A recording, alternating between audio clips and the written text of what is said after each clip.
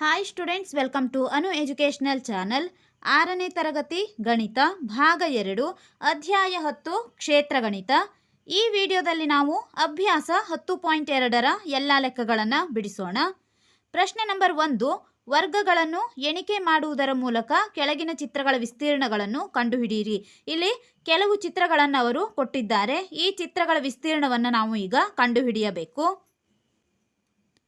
ವಿಸ್ತೀರ್ಣವನ್ನು ಕಂಡುಹಿಡಿಯುವಾಗ ಇಲ್ಲಿರುವ ಪ್ರತಿ ಚೌಕವನ್ನು ನಾವು ಪೂರ್ಣ ವರ್ಗವೆಂದು ತೆಗೆದುಕೊಂಡು ಈ ಒಂದು ಚೌಕಕ್ಕೆ 1 ಚದರ ಸೆಂಟಿಮೀಟರ್ ಎಂದು, ಅಥವಾ ಇಲ್ಲಿರುವ ಒಂದೊಂದು ಚೌಕಗಳನ್ನು ನಾವು 1 ಚದರ ಮೂಲಮಾನ ಎಂದು ತೆಗೆದುಕೊಳ್ಳಬೇಕು. ಅರ್ಧ ಚೌಕ ಇದ್ದಲ್ಲಿ ಅರ್ಧ ಚೌಕ ಮೂಲಮಾನ. ಈಗ ನಾವು ಎ ಚಿತ್ರವನ್ನು ನೋಡೋಣ. 1 2 3 4 5 6 7 8 9 ವರ್ಗಗಳು ಎಂದರೆ 9 ಪೂರ್ಣ ವರ್ಗಗಳಿದ್ದಾವೆ. ಆದ್ದರಿಂದ ನಾವು ಇಲ್ಲಿ 9 ಚದರ ಮೂಲಮಾನ ಎಂದು ತೆಗೆದುಕೊಳ್ಳಬೇಕು. 9 ಚದರ ಮೂಲಮಾನ.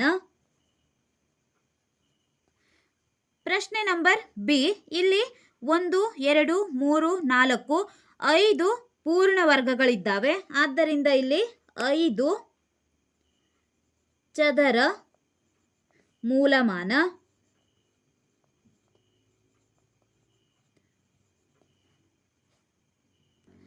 ಸಿ ಪ್ರಶ್ನೆ, ಇಲ್ಲಿ 1 2 ಪೂರ್ಣ ವರ್ಗಗಳಿದ್ದಾವೆ.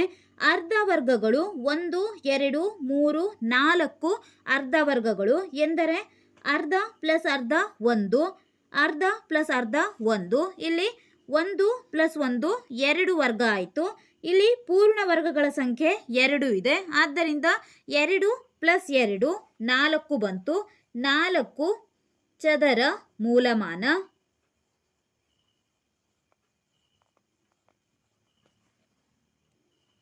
ಡಿ ಪ್ರಶ್ನೆ, ಇಲ್ಲಿ 1 2 3 4 5 6 7 8 ಪೂರ್ಣ ವರ್ಗಗಳಿದ್ದಾವೆ. ಆದ್ದರಿಂದ ಇಲ್ಲಿ 8 ಚದರ ಮೂಲಮಾನ. ಈ ಪ್ರಶ್ನೆ 1 2 3 4 5 6 7 8 9 10 ಪೂರ್ಣ ವರ್ಗಗಳಿದ್ದಾವೆ. ಆದ್ದರಿಂದ ಇಲ್ಲಿ 10 ಚದರ ಮೂಲಮಾನ. ಇಲ್ಲಿ 10 ಚದರ ಸೆಂಟಿಮೀಟರ್ ಎಂದು ಕೂಡ ನಾವು ತೆಗೆದುಕೊಳ್ಳಬಹುದು. ಮೂಲಮಾನ ಇರುವಲ್ಲಿ ಇಲ್ಲಿ ಚದರ ಸೆಂಟಿಮೀಟರ್ ಎಂದು ಕೂಡ ಉಪಯೋಗಿಸಬಹುದಾಗಿದೆ.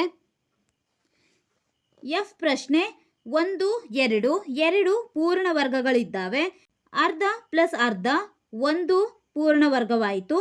ಅರ್ಧ ಪ್ಲಸ್ ಅರ್ಧ ಇಲ್ಲೂ ಕೂಡ ಒಂದು ಪೂರ್ಣ ವರ್ಗವಾಗಿದೆ. 1 2 ಪೂರ್ಣ ವರ್ಗ 1 2 ಎಂದರೆ ಇಲ್ಲಿ 2 ಪ್ಲಸ್ 2 4 ಬಂದಿದೆ. 4 ಚದರ ಮೂಲಮಾನ.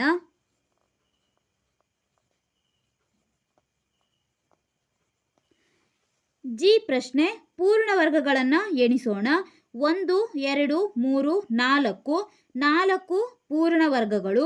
ಈಗ ನಾವು ಅರ್ಧ ವರ್ಗಗಳನ್ನು ನೋಡೋಣ. 1 2 3 4 ಅರ್ಧ ವರ್ಗಗಳಿದ್ದಾವೆ. ಇಲ್ಲಿ 4 ಪೂರ್ಣ ವರ್ಗ. ಅರ್ಧ ಪ್ಲಸ್ ಅರ್ಧ 1, ಅರ್ಧ ಪ್ಲಸ್ ಅರ್ಧ 1. 4 ಪ್ಲಸ್ 1 5 ಪ್ಲಸ್ 1 6 ಆಗಿದೆ. 6 ಚದರ ಮೂಲಮಾನ. 6 ಚದರ ಮೂಲಮಾನ.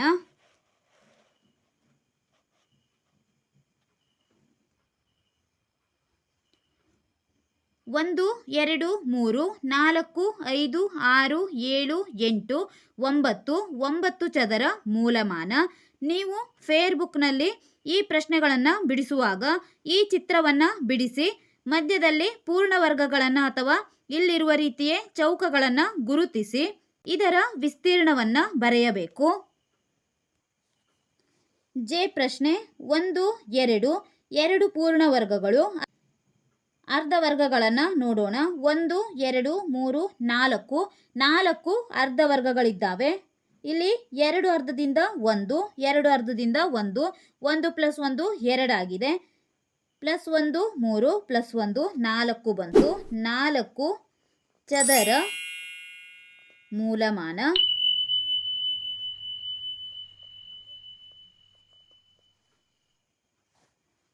ಕೆ ಪ್ರಶ್ನೆ 1 2 3 4 ಪೂರ್ಣ ವರ್ಗಗಳು ಮತ್ತು 2 ಅರ್ಧ ವರ್ಗಗಳಿದ್ದಾವೆ. 2 ಅರ್ಧ ವರ್ಗದಿಂದ 1 ಪೂರ್ಣ ವರ್ಗವಾಗಿದೆ. 1 + 4 5 ಬಂತು. ಆದ್ದರಿಂದ 5 ಚದರ ಮೂಲಮಾನವಾಗಿದೆ.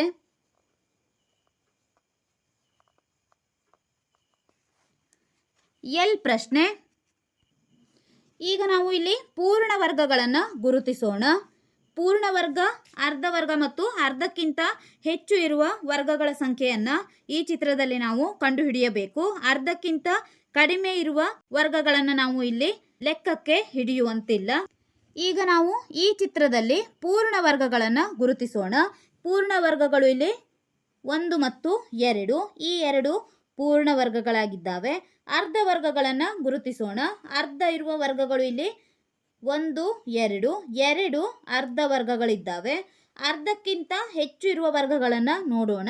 1 2 3 4 ಮತ್ತು 5 ಅರ್ಧಕ್ಕಿಂತ ಹೆಚ್ಚು ಆವರಿಸಿರುವ ವರ್ಗಗಳಿದ್ದಾವೆ.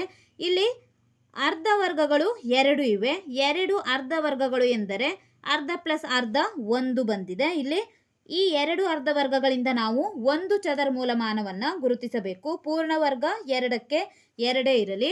ಅರ್ಧಕ್ಕಿಂತ ಹೆಚ್ಚು ಆವರಿಸಿರುವ ವರ್ಗವನ್ನು ನಾವು 1 ವರ್ಗವೆಂದೇ ಪರಿಗಣಿಸಬೇಕು. ಆದ್ದರಿಂದ ಇಲ್ಲಿ ಅರ್ಧಕ್ಕಿಂತ ಹೆಚ್ಚು ಆವರಿಸಿರುವ ವರ್ಗಗಳು 5 ಇವೆ. ಇವನ್ನು 5 ಚದರಮಾನ ಎಂದೇ ತೆಗೆದುಕೊಳ್ಳಬೇಕು. 2 + 1 3 3 + 5 8 ಆಗಿದೆ. ಆದ್ದರಿಂದ ವಿಸ್ತೀರ್ಣ = 8 ಚದರ ಮೂಲಮಾನ.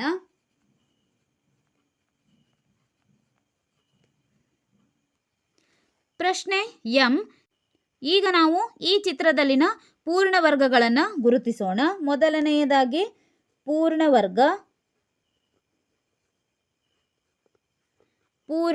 ವರ್ಗಗಳು 1 2 3 4 ಮತ್ತು 5. 1 2 3 4 5 ಪೂರ್ಣ ವರ್ಗಗಳಿದ್ದಾವೆ. 5 ಎಂದು ಬರೆಯೋಣ. ಈಗ ನಾವು ಅರ್ಧ ವರ್ಗಗಳನ್ನು ಗುರುತಿಸಬೇಕು. ಅರ್ಧ ಆವರಿಸಿದ ವರ್ಗಗಳು. ಇಲ್ಲಿ ಯಾವುದೇ ಅರ್ಧ ಆವರಿಸಿದ ವರ್ಗವಿಲ್ಲ. ಅರ್ಧಕ್ಕಿಂತ ಕಡಿಮೆ ಇದೆ ಮತ್ತು ಅರ್ಧಕ್ಕಿಂತ ಹೆಚ್ಚಿನ ವರ್ಗಗಳು ಇದ್ದಾವೆ. ಇಲ್ಲಿ ಅರ್ಧ ವರ್ಗ ಯಾವುದೂ ಇಲ್ಲ. ಆದ್ದರಿಂದ ನಾವು 0 ಎಂದು ತೆಗೆದುಕೊಳ್ಳೋಣ. ಅರ್ಧಕ್ಕಿಂತ ಹೆಚ್ಚು ಆವರಿಸಿದ ವರ್ಗ, ಅರ್ಧಕ್ಕಿಂತ ಹೆಚ್ಚು.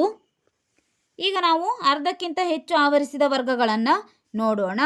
1 2 3 4 5 6 7 8 9. ಇಲ್ಲಿ 9 ಅರ್ಧ ಆವರಿಸಿದ ವರ್ಗಗಳಿದ್ದಾವೆ.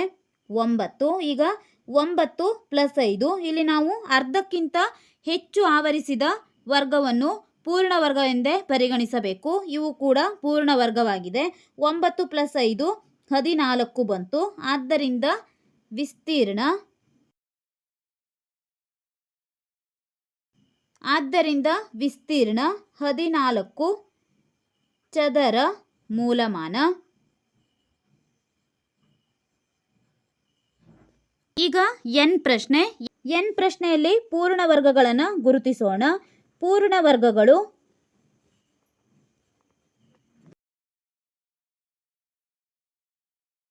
1 2 3 4 5 6 7 8. ಇಲ್ಲಿ ಗುರುತಿಸಿರುವ ವರ್ಗಗಳನ್ನು ರೈಟ್ ಚಿಹ್ನೆಯಿಂದ ಗುರುತಿಸೋಣ.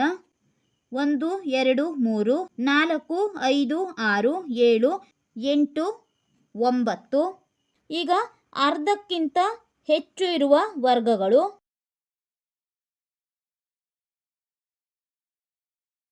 ಅರ್ಧಕ್ಕಿಂತ ಹೆಚ್ಚು ಇರುವ ವರ್ಗಗಳನ್ನು ಗುರುತಿಸೋಣ. 1 2 3 4 5 6 7 8 9. ಇಲ್ಲಿ ಅರ್ಧಕ್ಕಿಂತ ಹೆಚ್ಚು ಆವರಿಸಿರುವ ವರ್ಗಗಳ ಸಂಖ್ಯೆಯು ಕೂಡ 9 ಇದೆ. ಇಲ್ಲಿ ಅರ್ಧಕ್ಕಿಂತ ಕಡಿಮೆ ಆವರಿಸಿರುವ ವರ್ಗಗಳನ್ನು ನಾವು ಪರಿಗಣಿಸುವ ಅವಶ್ಯಕತೆ ಇಲ್ಲ. 9 + 9 18 ಬಂದಿದೆ. ಆದ್ದರಿಂದ ವಿಸ್ತೀರ್ಣ